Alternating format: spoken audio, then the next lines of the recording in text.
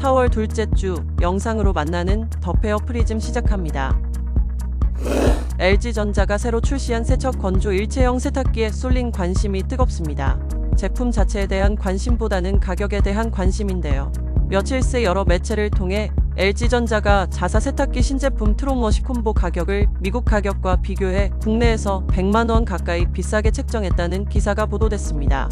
이번 트롯워시 콤보 가격 역차별 소비자 불만을 더 페어가 정말 해당 제품의 미국과 국내 가격에 큰 차이가 있는지 살펴봤습니다. 우선 LG전자 북미 공식 홈페이지를 보면 해당 제품 가격이 $2,999, 국내 공식 홈페이지에 표시된 가격은 449만원입니다. 공식 홈페이지 가격만 따져보면 국내 가격이 43만 1,000원 더 비쌉니다. 하지만 실제 이 가격으로 최종 소비자에게 제공되지는 않는다는 게 LG전자 관계자의 말입니다. 관계자는 미국은 우리나라와 가격 표시 서비스 품목 등이 상이하다며 보통 미국에서는 설치비와 기존 가전 철거 및 수거비를 따로 받고 표시 가격에 부가세는 포함하지 않는다고 전했습니다. 창립 30주년을 맞은 포스코 E&C가 친환경을 중심으로 성장 발판을 마련합니다. 화석연료를 대체할 수 있는 미래 에너지원에 대한 관심이 전 세계적으로 뜨거운 가운데 포스코 E&C도 미래 청정에너지인 수소 플랜트 건설 사업을 비롯해 친환경 에너지인 원자력 발전 사업으로 영역을 확대하고 있습니다. 지난해 9월에는 수소 생산 및 판매 전문 기업인 어프로티움사와 청정수소 생산을 위한 양해각서를 체결하고 오는 2026년까지 천연가스 추출 및 이산화탄소 포집 플랜트를 건설한 뒤 연간 4만 톤의 수소를 생산할 예정입니다. 원자력 산업에도 역량을 집중합니다. 지난해 12월 현대건설, 두산에너빌리티 등과 컨소시엄을 구성해 신한울 3, 4호기 주설비 공사를 수주했습니다. 오는 2033년까지 1400메가와트급 원전 2기 준공을 목표로 하고 있습니다. 또한 원자력 업계의 가장 큰 화두인 소형 모듈 원자로 사업에도 적극 나서 효율적이면서도 환경적인 미래형 에너지원 개발에 이바지하고 있습니다. 이렇게 포스코 E&C는 수소 원자력 등 친환경 에너지 사업에 역량을 집중해 오는 2035년까지 매출 25조 원과 영업이익 2조 원 등 기업 가치를 10배 높이겠다는 포부를 밝혔습니다. 4월부터 시작된 인도의 이른 더위에 롯데웰푸드 대표 빙과 제품들에 대한 현지 수요가 급증할 것으로 보입니다. 무더운 날씨 때문에 인도에는 전 세계 빙과 기업들이 활발히 진출해 있는데요.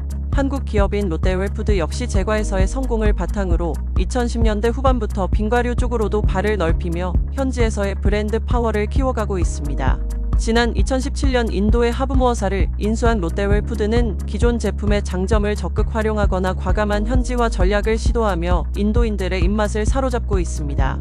특히 롯데웰푸드의 대표 빙과 제품인 설레임과 월드콘이 인도 시장에서 성공적으로 안착했다는 평입니다. 설레임과 월드콘이 현지에서 거듭 강세를 보이자 신공장 건립 계획도 수립됐습니다. 지난해 롯데웰푸드는 5년간 700억 원을 투입해 축구장 8개에 맞먹는 6만 제곱미터 규모의 공장을 조성할 것이라고 밝혔습니다. 앞서 롯데 초코파이의 성공 사례를 바탕으로 과감한 설비 투자에 나선 롯데웰푸드. 익숙한 맛과 경험을 살려 빙과 시장에서도 또 한 번의 대박을 터뜨릴 수 있을지 롯데웰푸드의 인도 사업에 식품업계에 관심이 모아지고 있습니다. 나겔락의 경영권을 인수한 홍콩 사모펀드 어피너티 에쿼파트너스가 신사업 실패에 이어 지난 1년 새 주력인 밀폐용기 부문의 수익 구조까지 무너뜨렸습니다. 나겔락은 2017년 홍콩 사모펀드 어피너티의 회사를 매각하면서 새로운 전기를 맡게 되는데요. 2020년 소형 가전업체 라커룸을 인수하며 가전 분야로 사업 다각화를 추진했지만 아직까지는 적자만 누적해오고 있습니다. 나겔락의 2022년 소형 가전 부문 영업 손실액은 519억 원, 이듬해 2023년 700억 원대까지 불어났습니다. 매출액 역시 감소세로 지난해 나겔락 그룹은 211억 원의 영업 손실로 18년 만에 적자를 기록했습니다.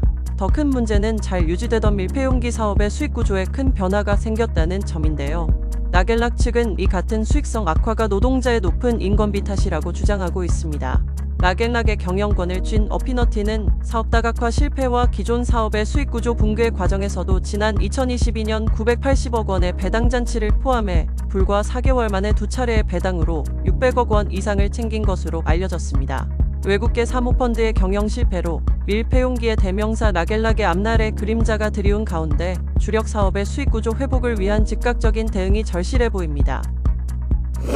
새마을금고는 최근 불거진 양문석 국회의원 후보자의 부동산 편법 대출 논란과 관련해 금융감독원과 함께 수성새마을금고 검사에 대한 중간 결과를 발표했습니다. 이날 새마을금고중앙회와 금감원은 검사반에서 확인한 결과 개인사업자 대출의 용도 외 유용, 허위증빙 제출, 부실 여신심사 등 위법 부당 혐의가 발견됐다고 밝혔습니다. 앞서 지난 2021년 4월 7일에 양 후보의 대학생 딸이 부모 공동 소유의 아파트를 담보로 대구 수성새마을금고로부터 사업자 기업 운전자금 대출 11억 원을 받았습니다. 조사 결과 양 후보자 딸은 개인 사업자 대출로 받은 11억 원 가운데 약 6억 원을 대부업체 이체에 상환했으며 남은 5억 1천만 원은 모친 계좌에 입금한 것으로 확인됐습니다.